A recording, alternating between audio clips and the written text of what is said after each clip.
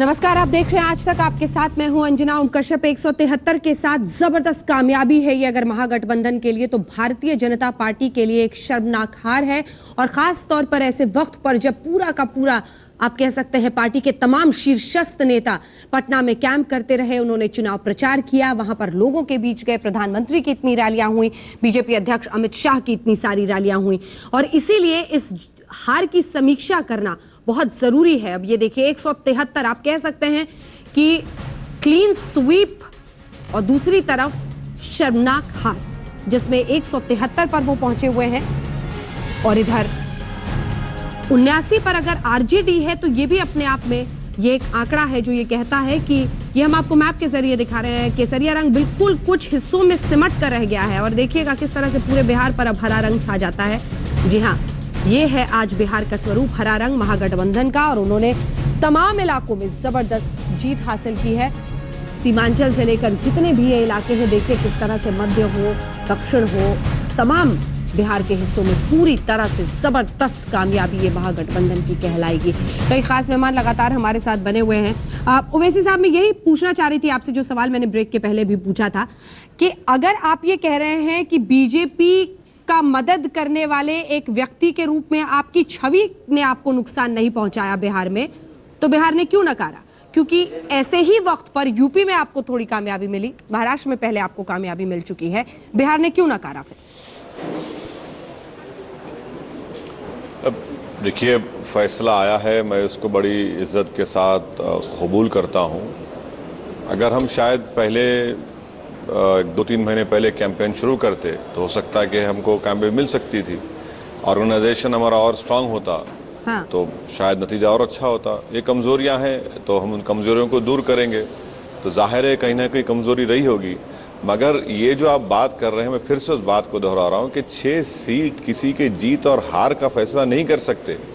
ये किसी पर ये इल्जाम लगा देना, ये तो गलत बात है, इसमें कोई सच्चाई नहीं है। जबकि महाराष्ट्र में हम कल्याण में म्युनिसिपल कॉर्पोरेशन सीट जीते हैं एक हफ्ता भर पहले, और फिर जैसा आपने सही कहा यूपी में कामयाबी मिली, तो जाहिर है इसमें कुछ ना कुछ होगा। हमारा मेहनत करेंगे, उसको कमजोरी को दूर करेंगे, फिर 5 साल के बाद फिर हम दोबारा आपके शो में आएंगे तो यकीनन हमको कामयाबी मिलेगी, हमको पूरा यकीन है। संजय झा जी, 41 में 24, कांग्रेस की अभी की परिस्थिति को देखते हुए तो आज बहुत खुश और बल्ले बल्ले, क्योंकि राहुल गांधी तो अब कह रहे हैं बीजेपी गाड़ी में बैठे और भाग जाए। उनकी भाषा से लगा कि अब तो बस भारत मान ली।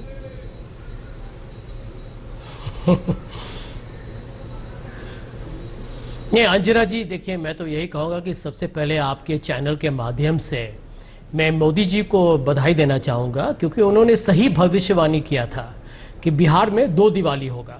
मोदी जी, आपने सही कहा, दिवाली बिहार में आज से शुरू हो चुका है, और उसके लिए हम आपको पूरी तरह से आपको अब धन्यवाद देना चाहेंगे।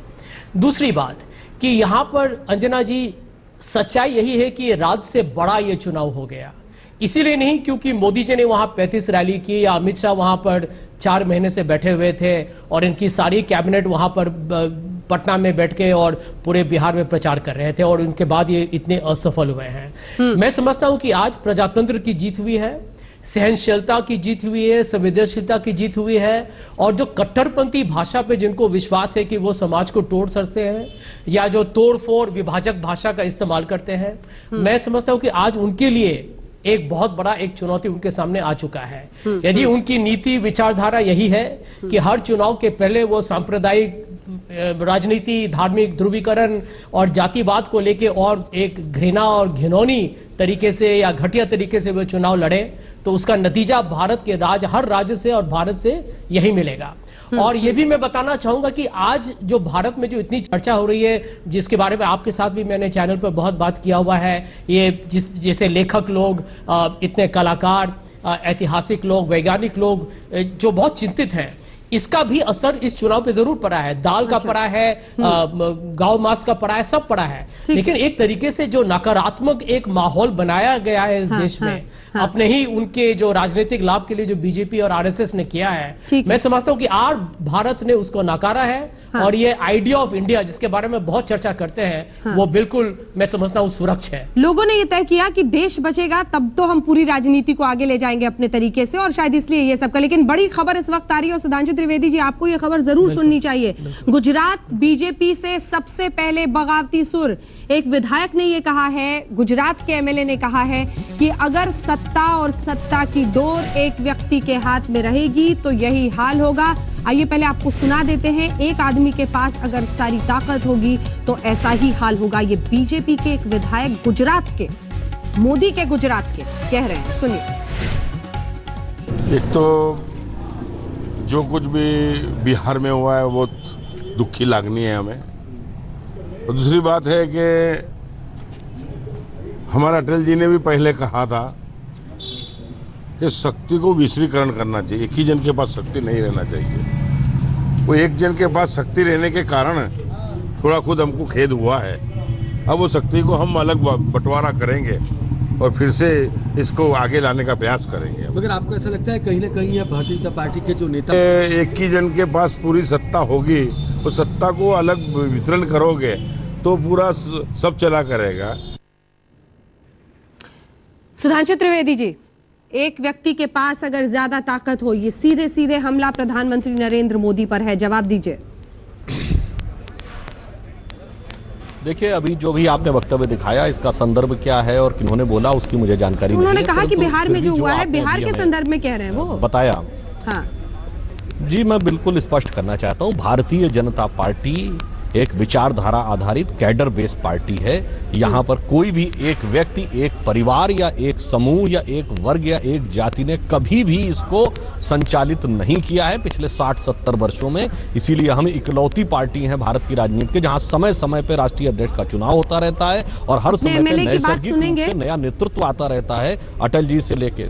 हाँ जी, हम ये कह रहे हैं कि उन्होंने जो भी बोला होगा जिस भी संदर्भ में, परंतु यह भाजपा की पद्धति, भाजपा की रीति नीति जो दर्शाती है वो मैं सामने साफ रख रहा हूं। अटल जी से लेके मोदी जी तक हमने नैसर्गिक नेतृत्व खड़े किए। बाकी सारे दलों के नेता पद पे आकर नेता बने, प्रधानमंत्री पद पे आके नेता बने। नेहरू जी, इंदिरा जी और राजीव जी तीनों प्रधानमंत्री पद पे आके नेता बने। मोदी जी और अटल जी दोनों नेता पद पे आने से पहले राष्ट्र ने उनको नेतृत्व के रूप में स्वीकार कर लिया था। तो ये जो उन्होंने बोला है वो भाजपा की जो पद्धति है, जो रीति नीति है, वह दूसरी तरफ है। उन्होंने जो बोला उनका मंतव्य वो समझे, मगर भाजपा की नीति मैं स्पष्ट कर रहा हूं। ठीक है, केसी त्यागी जी भी जेडीयू की तरफ से हमारे साथ जुड़ गए हैं। त्यागी जी, पहले तो बहुत बधाई हो आपको।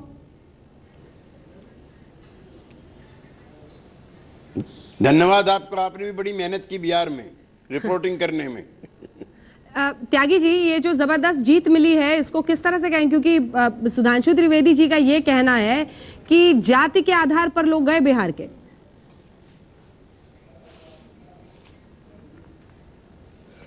ये बिहार के मतदाताओं का निरंतर अपमान की प्रक्रिया का हिस्सा है। बिहार के मतदाताओं ने अपने बिहारीपन के लिए, अपने आत्म स्वाभिमान के लिए वोट दिया है। किस तरह से दुनिया की सबसे बड़ी पार्टी के राष्ट्रीय अध्यक्ष का ये वक्तव्य कि अगर भारतीय जनता पार्टी चुनाव हारती है तो पाकिस्तान में पटाखे छूटते हैं, तो क्या बिहार जो है वो पाकिस्तान का हिस्सा है? दूसरा, अंजना जी 1 मिनट की मुझे आप इजाजत दें।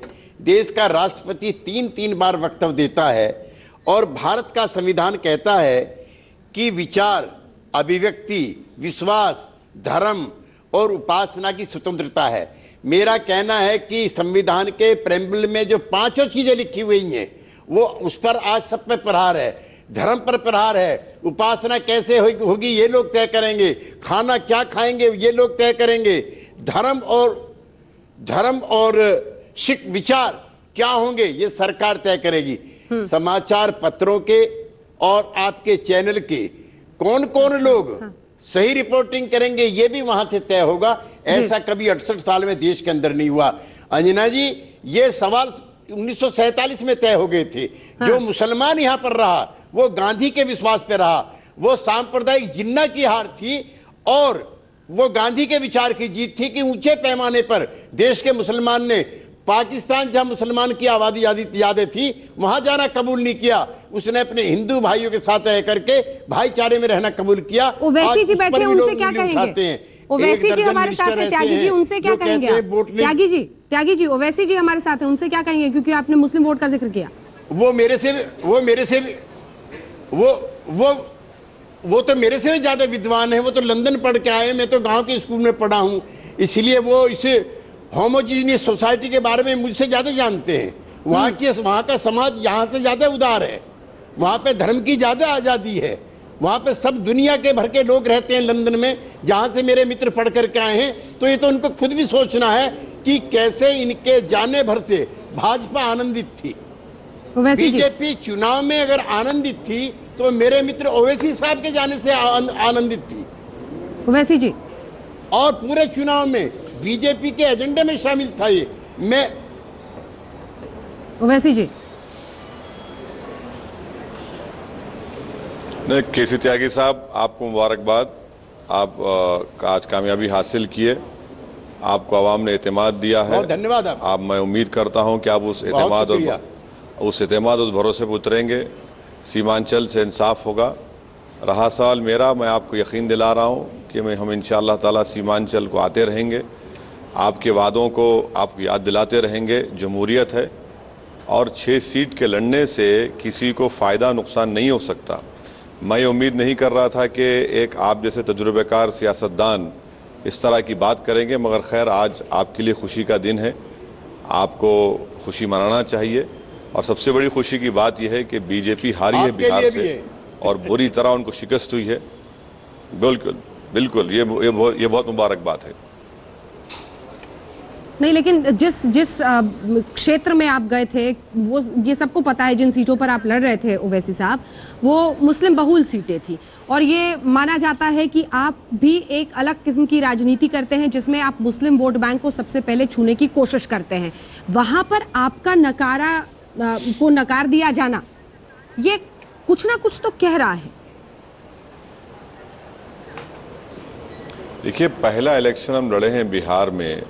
आप पुरुम्मीद रहिए कि इंशाअल्लाह ताला आइंदा 5 साल के बाद जब होगा, एक हमने वहां पर एक बेस एस्टैब्लिश किया है, एक छोटा सा पेड़ वहां पर कायम किया है। इंशाअल्लाह ताला वो बड़ा होगा।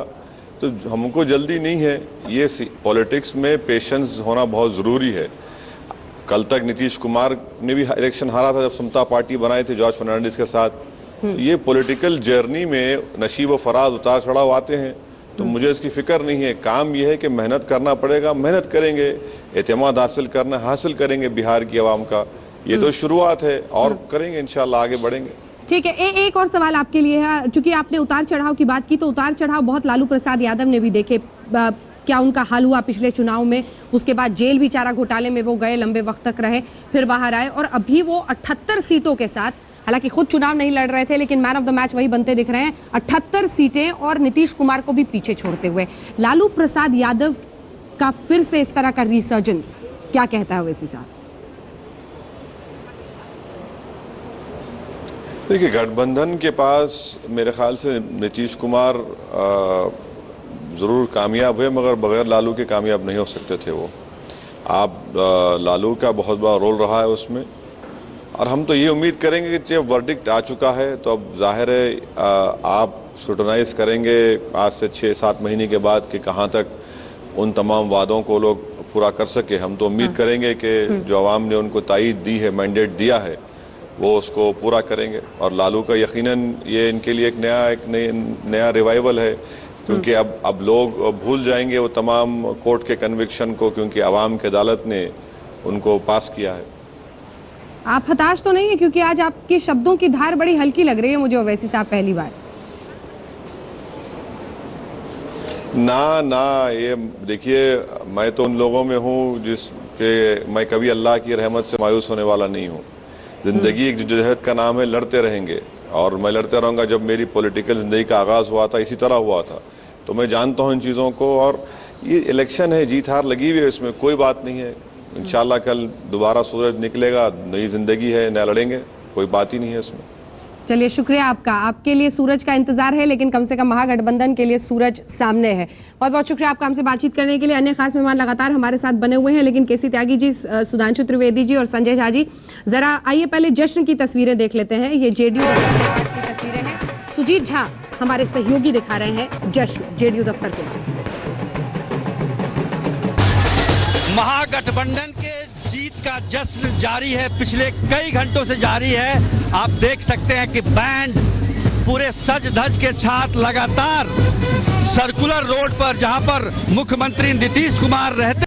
तो जिस पैकेज की घोषणा की गई थी वो सारा का सारा रकम बिहार को दिया जाएगा और जीत हो हार हो लेकिन बिहार के साथ हम हैं, ये संकेत देने की कोशिश। तभी आज देखिए अब रुझानों नतीजों के सामने आते ही राजनाथ सिंह गृह मंत्री भारत सरकार सामने आए हैं और उन्होंने ये स्पष्ट करने की कोशिश की है। सभी खास मेहमान हमारे साथ बने हुए हैं लेकिन उससे पहले आइए जरा वो जश्न की तस्वीरें जो अब नहीं दिखा पाए थे आपको, जेडीयू दफ्तर के बाहर दिवाली भी होली भी। महागठबंधन के जीत का जश्न जारी है, पिछले कई घंटों से जारी है। आप देख सकते हैं कि बैंड पूरे सज धज के साथ लगातार सर्कुलर रोड पर जहां पर मुख्यमंत्री नीतीश कुमार रहते हैं उनके घर के ठीक सामने लगातार ये जश्न चल रहा है, पटाखे बज रहे हैं। अंदर में लोग मुख्यमंत्री नीतीश कुमार को बधाई लगातार मिल रही है। प्रधानमंत्री नरेंद्र मोदी ने बधाई दी उनको, राजनाथ सिंह गृह मंत्री ने दी, सोनिया गांधी कांग्रेस अध्यक्ष, राहुल गांधी और तमाम लोगों ने लगातार बधाइयों का सिलसिला जारी है। और यहाँ पे जो जनता है वो डटी हुई है यहाँ पर और जश्न लगातार जारी है। आप लोग बताइए क्या सर? हमको तो बहुत ज्यादा खुशी है। हम महादलित प्रकोष्ठ हैं, प्रदेश उपाध्यक्ष हैं। हम लोगों ने लगभग 2 महीना से पूरा गया में, भागलपुर, पूर्वी चंपारण, पश्चिमी चंपारण में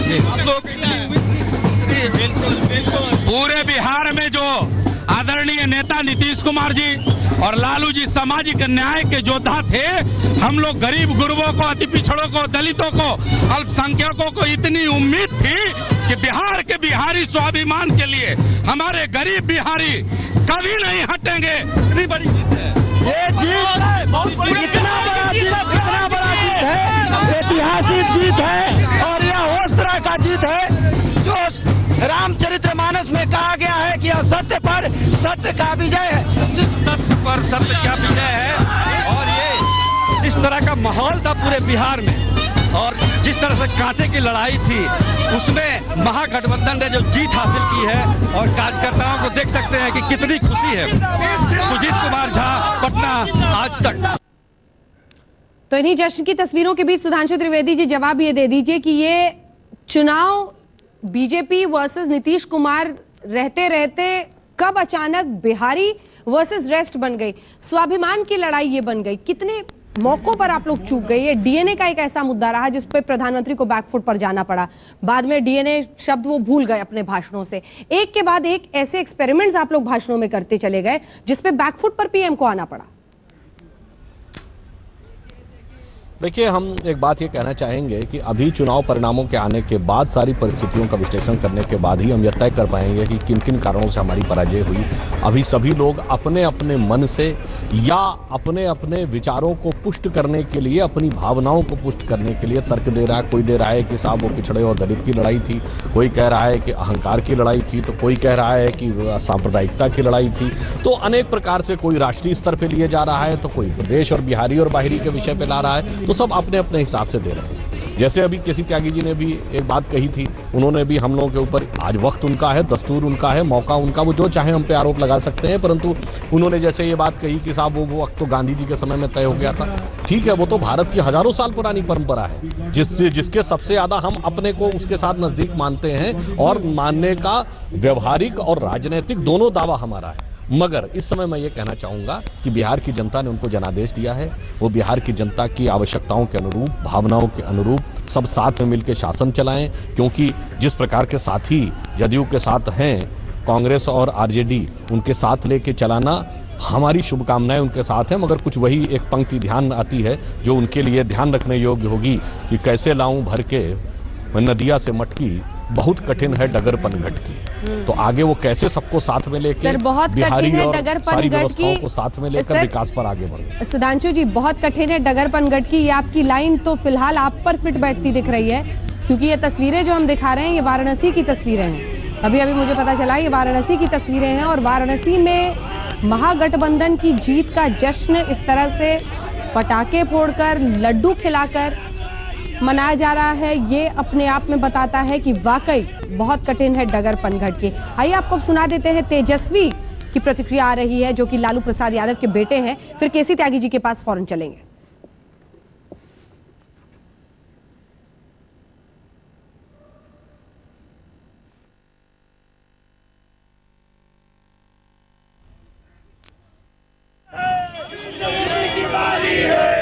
तो बिहार जीता है।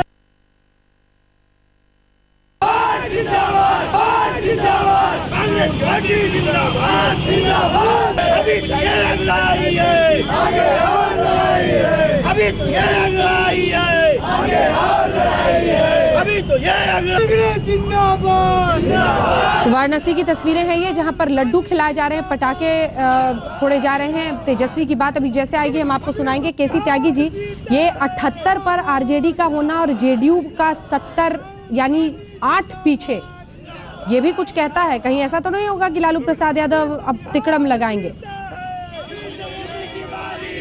हमारे साथ वो है नहीं, मृत्युंजय जी, ये 8 आगे होना कुछ ना कुछ तो इसका असर होगा। लोग कहेंगे कि रिमोट लालू जी के हाथ में है।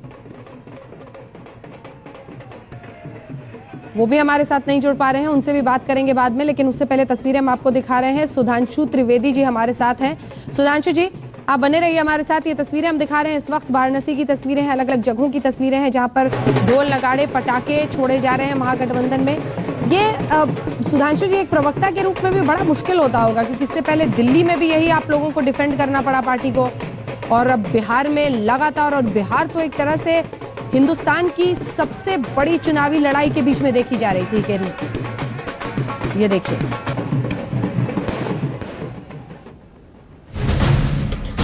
किसी तकनीकी खराबी की वजह से हमारा संपर्क सबसे नहीं हो पा रहा है इस वक्त, लेकिन हम आपको दिखा रहे हैं तस्वीर जीत के बीच से। संजय झा जी हमारे साथ लगातार बने हुए हैं। संजय झा जी से अगर हमारा संपर्क बना हुआ है तो संजय जी, आपसे मेरा ये सवाल है कि ये 70-78 को संभालना तो बहुत मुश्किल होगा, इतना आसान भी नहीं होगा, क्योंकि लालू प्रसाद यादव अगर 78 सीटों के साथ आगे हैं, सीएम नीतीश रहते हैं, तो डिप्टी सीएम के लिए तो वो कहेंगे कि मेरे किसी एक बेटे को डिप्टी सीएम बना दो।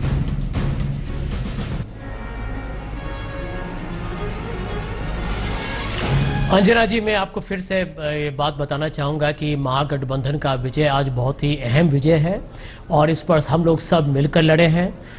नीतीश जी मुख्यमंत्री बनेंगे, उसमें कोई दो राय ही नहीं है, और आगे ये लोग सब लोग मिलकर, जितने नेता लोग हैं वो लोग मिलकर अपना एक कैबिनेट को एक तैयार करेंगे। मैं आपको, क्योंकि आपने चर्चा में पहले अहंकार का जिक्र किया था, तो मैं यही बताऊंगा कि चुनाव प्रचार के बीच लोग इलेक्टोरल अरिथमेटिक, जात का फॉर्मेशन क्या है, रणनीति क्या होगी, लेकिन इस चुनाव में भारतीय जनता पार्टी का जो अहंकार और घमंड रहा है, और जिस तरीके से उन्होंने बिहार के लोगों को अपमान किया, वो मैं समझता हूं कि बहुत एक महत्वपूर्ण एक मुद्दा रहा है। आपको मैं उदाहरण देना चाहूंगा कि जिस तरीके से मोदी जी ने खुद व्यक्तिगत एक आरोप लगाए लालू जी पर, जंगल राज, लगातार निरंतर वो जंगल राज कहते रहे, और जब वो जंगल राज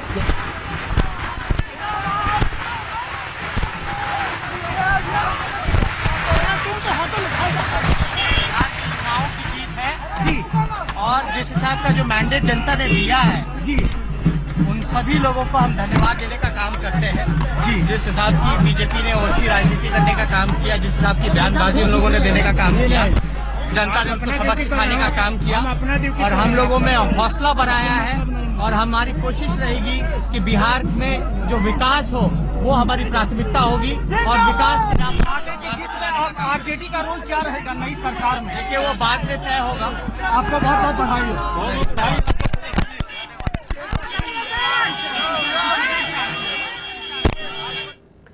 तेजस्वी यादव, लालू प्रसाद यादव के बेटे, बढ़ चढ़कर ना सिर्फ इन्होंने चुनाव प्रचार किया था, बल्कि सोशल मीडिया भी पूरी तरह से पार्टी की तरफ से संभाले थे। लालू प्रसाद यादव की तरह से भी क्या ट्वीट होगा, नहीं होगा, एक एक चीज बहुत बारीकी से देख रहे थे।